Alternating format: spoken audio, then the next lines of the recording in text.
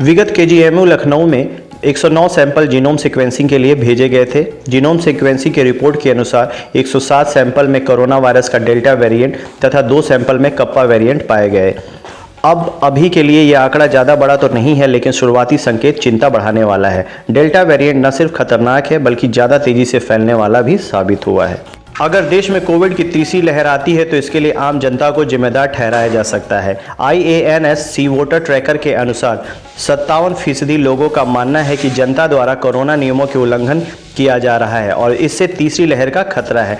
Tracker के मुताबिक सिर्फ 34% की ही तीसरी लहर के लिए सरकार को जिम्मेदार ठहराएंगे। हालांकि टीकाकरण की उपलब्धता को लेकर चिंता है, क्योंकि 47% ने कहा है कि टीके की खुराक अभी तक आसानी से उपलब्ध नहीं है और इसे लेकर लंबा वेटिंग टाइम है। लोगों ने यह भी महसूस किया है कि सरकार ने ऑक्सीजन संकट पर देर से प्रतिक्रिया दी। 51% का कहना है कि हर जिले में चिकित्सा ऑक्सीजन सुविधा स्थापित करने संबंधी फैसला लेने में सरकार ने देरी की, जबकि 38% ने कहा है कि यह निर्णय सही समय पर लिया गया है। उत्तर प्रदेश की राजधानी लखनऊ में अभी भी रात 9 बजे के बाद रात्रिकालीन कर्फ्यू चल रहा है, लेकिन लोगों ने इसका मजाक बना दिया है। लोग सब कुछ भूलकर किस तरह से घूम रहे हैं इस वीडियो में साफ है। यह दृश्य रात के 10 बजे का प्रेस क्लब लखनऊ के पास का है, जहां सड़क के किनारे गाड़ियां लगाकर रोज रात में लोग शराब पीते हैं। इस इलाके में दसियों नॉनवेज खाने की दुकानें हैं जो रात 11 बजे तक आबाद रहती हैं, लेकिन शासन प्रशासन पुलिस सब मौन धारण कर खुली छूट दी है। लोग पूरी तरह से बेपरवाह कोरोना को भुलाकर नियमों की धज्जियां उड़ा रहे हैं।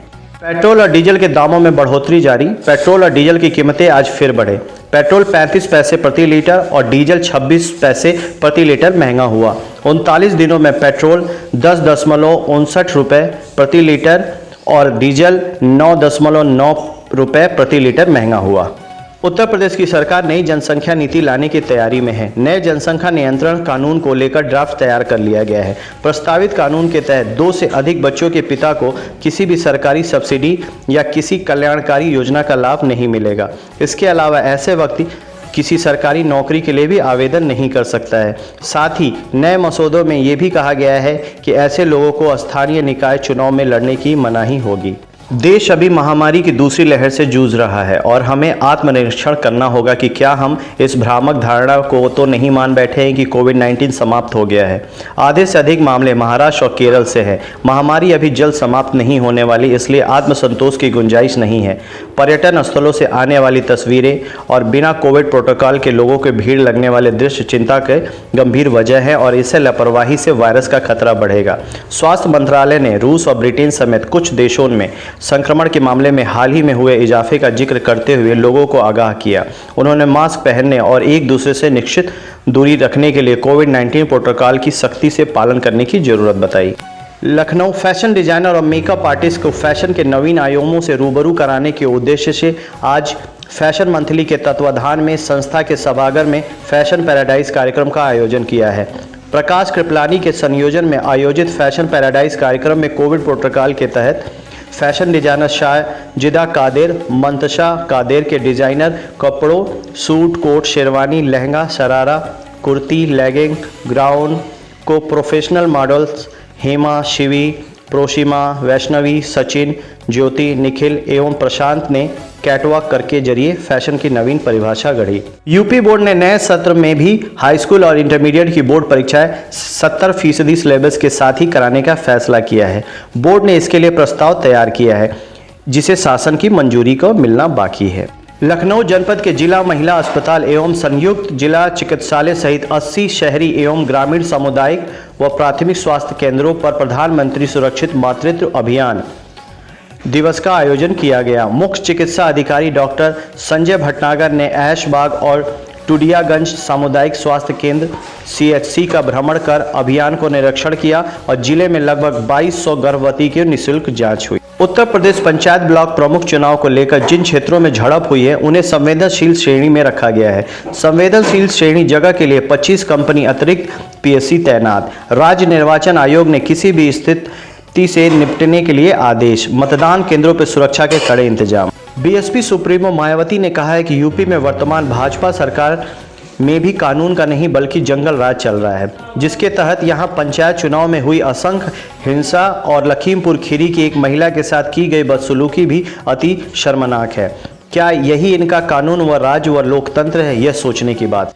दिल्ली पुलिस ने एक प्रॉपर्टी को अलग अलग बैंक में गिरवी रख 7 करोड़ रुपए का लोन लेकर फरार हुए आरोपी को गिरफ्तार किया है। आरोपी के खिलाफ विभिन्न बैंक ने शिकायत दी है, जिसके बाद आर्थिक अपराध शाखा ने आरोपी राजीव राठी को गुरुग्राम से गिरफ्तार कर लिया है।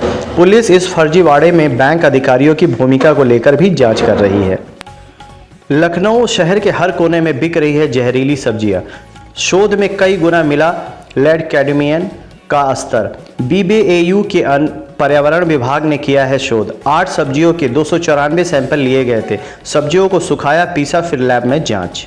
जनता को महंगाई का एक और झटका लगा है। मदर डेयरी ने 11 जुलाई 2021 से दिल्ली NCR में अपने तरल दूध की कीमतों में 2 रुपये प्रति लीटर की बढ़ोतरी कर दी है।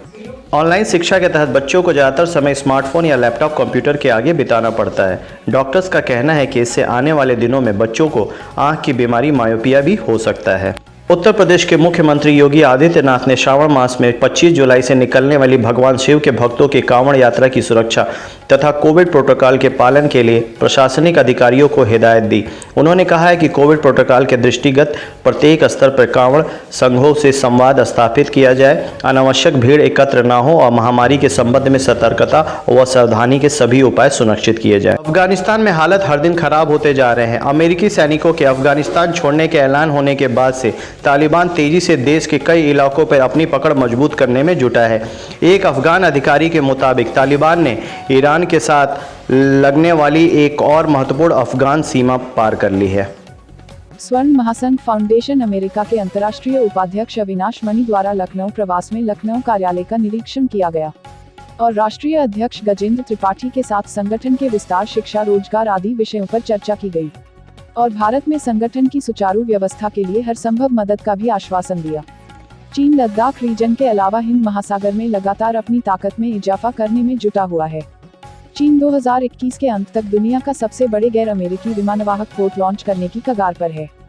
चीन के इस कदम से भारतीय राष्ट्रीय सुरक्षा योजनाकार हिंद महासागर क्षेत्र की सुरक्षा को लेकर चिंतित हैं। चीन अगले 10 सालों में 5 विशालकाय एयरक्राफ्ट कैरियर की मदद से हिंद महासागर और इंडो पैसिफिक में अपना प्रभुत्व कायम करने की कोशिश में है। लियोनिंग नाम के विमानवाहक पोत के मुकाबले शांडोंग काफी बड़ा है, जिस पर 36 लड़ाकू विमान आ सकते हैं। लियोनिंग पोत की क्षमता 24 लड़ाकू विमानों की है। तीसरा विमान वाहक इंडो पैसिफिक में अस्थिरता पैदा करेगा।